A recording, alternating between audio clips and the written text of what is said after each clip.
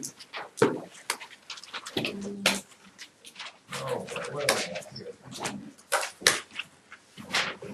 Unknown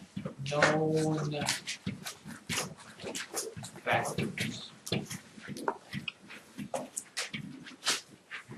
Which you probably can guess what that is. A factor is what, by the way? What is a factor?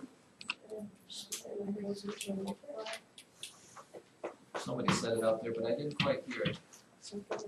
Well, it is. Factors are things that get multiplied. So the example of what we're talking about is this. 5n equals 21. N would be your unknown factor. And it's important to remember that when you have a letter next to a number, that means to multiply. So this is actually 5 times n equals 21. And if you go back even to the beginning of 5th grade, anytime you were missing a letter, what were you supposed to do, Brendan Massey? Think of an easier problem. An easy multiplication problem might be 2 times 3 is 6. See, I'm missing the middle. If I was missing the 3, what do I do to these two to get 3?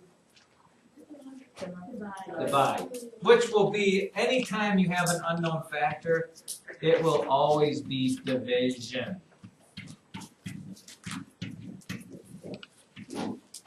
Star, exclamation point, whatever you want to do there.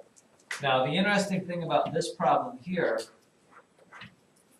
is that you don't get a nice, pretty, clean answer, because 5 times what number is 21? 4.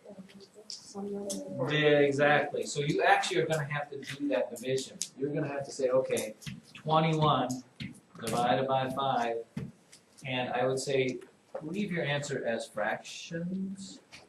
The decimals get to be a little goofier. How many times 5 goes into 21? 4 times. You're left over with that 1. You can't use remainders. You have to do is 4 1/5. N equals 4 1/5. You're actually going to do that division out. So you're asking, what do I need to see on your paper? Well, I would definitely need to see this. You definitely need to write the problem out as it appears in the book. I don't need to see this. But I do need to see, if it's not an obvious thing, I would like to see this part here, because they'll get harder than this. For example, maybe something like this. Oh, here's a decimal one. Look at this. 0.3t equals 0.24.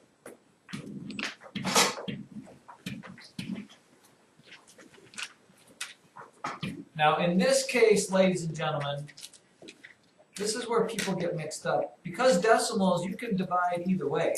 I mean, I could divide 0.24 by the 3, or I could divide the 3 by the 0.24. You really need to make sure you're putting the right one on the outside of the box. Which means it might be a good idea to sit down and actually think of that. 3 times 6 is 18. I know this is division, but which one goes under the box in this problem? Which one goes on the outside? 18 goes in the box, so 24 goes in the box.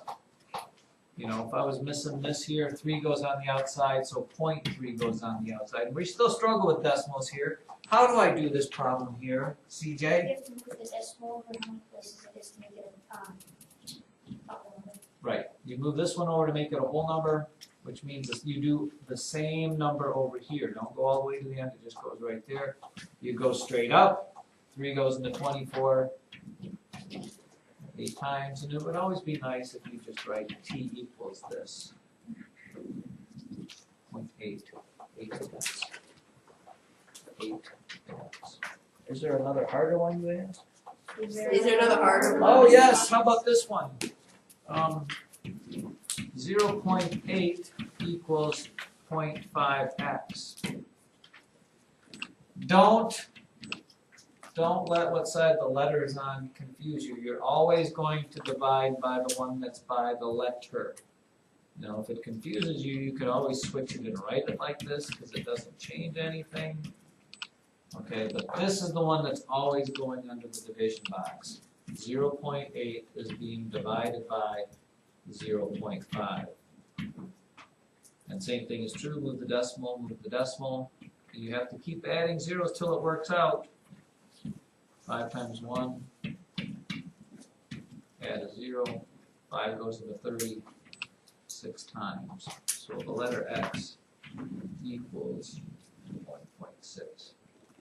Is that a doable thing? Yes, Mr. You wanna do 15,000 more?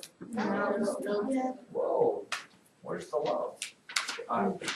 For tomorrow,